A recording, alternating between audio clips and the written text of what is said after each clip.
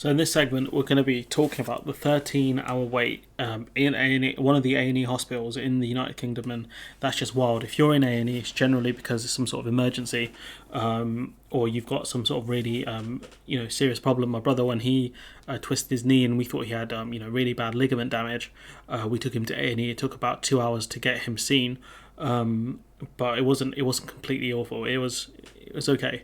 But 13 hours, that's over half a day. You'll fall asleep there.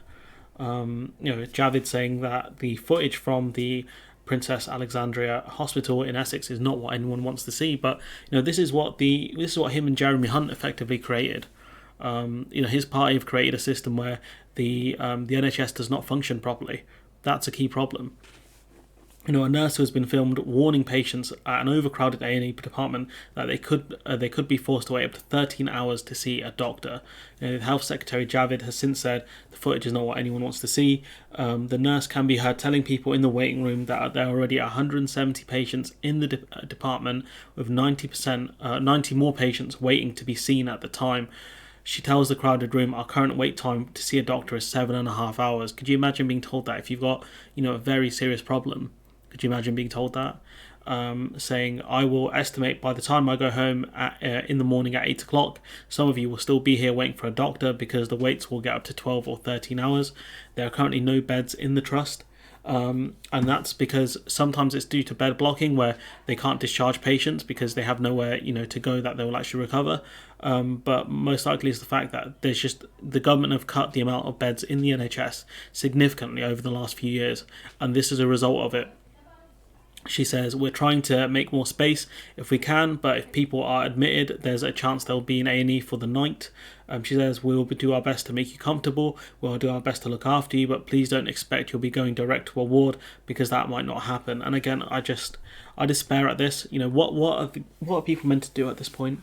She added that anyone feeling particularly unwell, which would be a given that you're in A&E, should speak to the receptionist and plead with relatives to go home, as the department is running out of space. You're telling people whose sick relatives are there, telling them to go home essentially because they can't maintain social distancing at the current levels. I mean, that's insane, isn't it? Telling relatives to go home because they need more space to put more patients into the waiting room. And you can argue social distancing is an issue why it's the room would be under capacity under normal circumstances, but it shouldn't be like this. That doesn't cut down the 13-hour waits people have. After being shown the clip, Javid, he blamed COVID, saying we know already that from our NHS estimates that some 11 to 13 million people stayed away from the NHS because of the pandemic. And let's not forget that pandemic was exacerbated by government's indecisions at a time where, had they done the lockdowns when needed, we would not have been in a bad position as we were in at the time. He said many people put off basically routine operations and routine checkups. And those people are coming forward now, many of those to A&E, and we're seeing a very high level of demand. But it's just nonsense, because at the end of the day, the NHS was doing very badly beforehand. You've got this graph here showing NHS wait times. So the target is 4 hours, which is still, I think, too much. And you can see here, around 2015, they're just A&E's consistently missing targets. They reached it once in 2015 in July, but look at that. People waiting, 87% of people waiting more than 4 hours. Percentage of people in A&E 4 hours or less, 87%. So they're just consistently missing the target. And it's only during the pandemic they did slightly better, I think, and it's just gone back to how it was. I just despair. 85% of people not hitting the target, and right now it's at 72% in A&E 4 hours or less. 72% of people in A&E 4 hours or less, so that's around almost 30% of people who are in A&E for more than 4 hours. I think I read the graph initially, but what you can see is that they are very much missing the 90% target. Boris Johnson wants to change it to something like 24 hours, and I think Keir Starmer made a joke that 24 hours in A&E was a TV show. Now it's become a government policy. I mean, that was a pretty good jab, I'm not going to lie. But you can see that even before the pandemic, you can argue, this is before COVID, this kind of bottom out here, 79% of people were seen in less than 4 hours. 4 hours or less, that's still missing the target by around 10% or 15%. So that argument just doesn't make sense. You can see there's more and more graphs here if you guys want to find the NHS wait times. And you've got this article here from November 2019, before the pandemic really hit, which is hospital wait times at the worst ever level. That was before the pandemic. So for them to constantly blame the pandemic for things doesn't make any sense. The video was shared by Gary Sitton, who said he said some patients were verbally abused by the nurse, which is crazy. That you're abusing the person who is trying to help you, who's warning you how long you're going to have to wait. That if your problem isn't really extremely serious, that you might be better off going home, because you're taking up space from people who have much worse problems. He said his dad, I think, left in pain after hearing the nurse's announcement. This NHS on its knees after 12 years of underfunding. And let's not forget, Starmer recently spoke in the House of Commons about a person who called an ambulance because his mother wasn't breathing properly. And after an hour, he then called and said that his mother passed away. Over an hour for an ambulance. Another person who would have had to wait 2 years for knee surgery because the waiting times were that long. You can't blame just COVID for that. It's ridiculous. It was revealed last week that the NHS had lost more than 25,000 beds across the UK in the past decade. That's the government that have done that. It's no one else they can blame. It was their decisions that led to 25,000 beds being cut across the UK.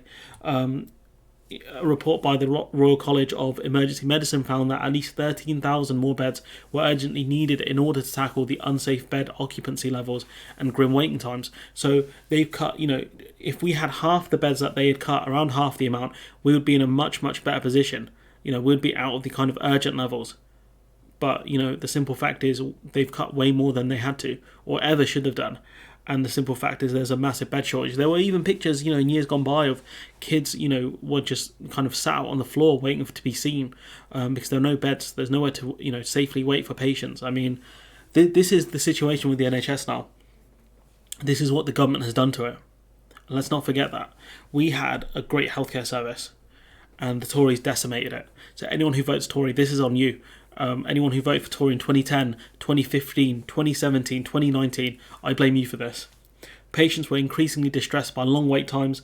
The colleague said, as were NHS staff who faced mounting levels of burnout, exhaustion, and moral injury. I mean, imagine, right, being abused by people that you're trying to help, being burnt out of a job where you're understaffed consistently. Why would you want to stay in such a job? I don't blame anyone for leaving this profession, genuinely don't, or moving to another country to go practice medicine there, because honestly, this is ridiculous. I covered some of this stuff during the pandemic. I feel so bad for him. I really do. That you train for this role, you go into a lot of debt to become a nurse, and this is how you get treated by the public and the government. It's shameful. In April, the West Yorkshire Association of Acute Trusts, which covers 6 hospitals in West Yorkshire and Harrogate, asked patients to attend their local A&E only in genuine life-threatening situations. So only if you're at risk of dying should you go to the A&E. Not if you've twisted your knee or if you've got genuinely bad bodily problems. Unless you're facing a genuinely life-threatening situation, should you go. I mean, it's crazy. I know one of my cousins, he did some damage to his knee as well when he was playing football. He had to wait a while. He had paid, his kid, he had cancelled appointments as well because the radiologist wasn't available, etc. And it just causes endless issues. We could have, again, a really great healthcare service. It will take time, but the first step is getting rid of this government, getting rid of the Tories for a long, long time, banishing them to the wilderness, essentially. But anyways, look, I'm going to leave it there. Let me know what you think in the comments below. Like, comment, share, subscribe. Support the channel on Patreon if you can. And hopefully I'll see you in the next one.